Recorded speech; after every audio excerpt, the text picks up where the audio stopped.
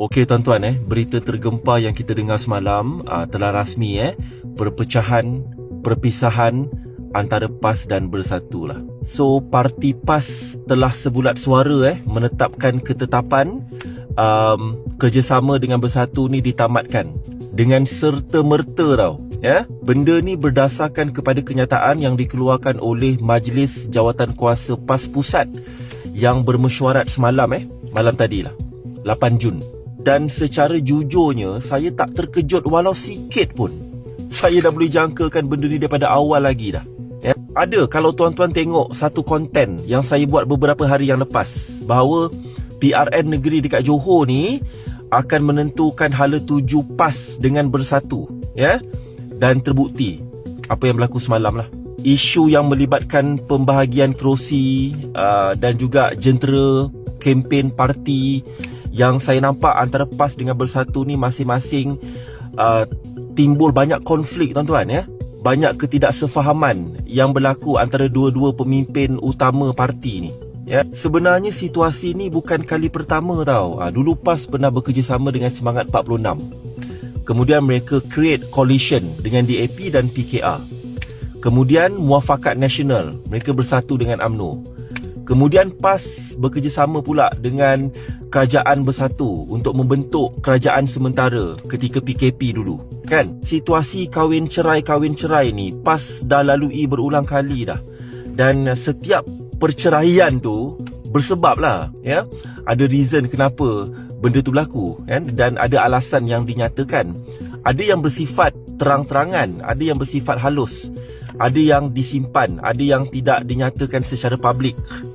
Sebenarnya benda ni dah boleh agak dah. Perkara ni berlaku kesinambungan daripada isu krisis dalaman Bersatu, Tim Muhyiddin versus Hamzah, di mana Muhyiddin memecat Setiausaha Agung merangkap Ketua Pembangkang Datuk Seri Hamzah lah.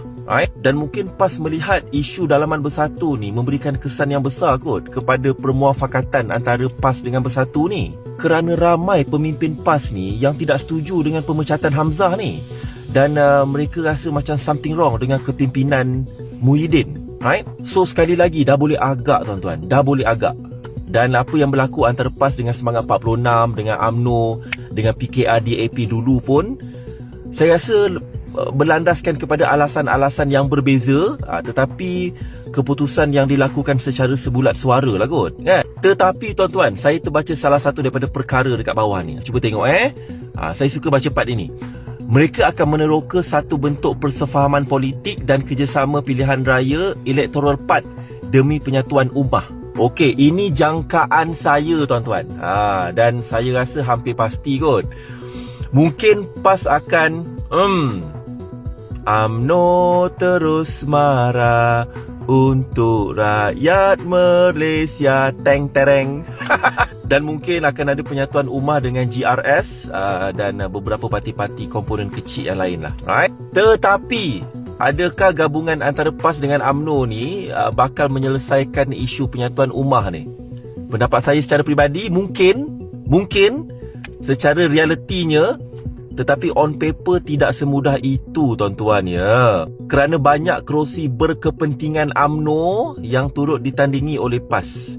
Dan sebelum PAS nak bergabung dengan UMNO terus marah, dia kena buat satu benda dulu.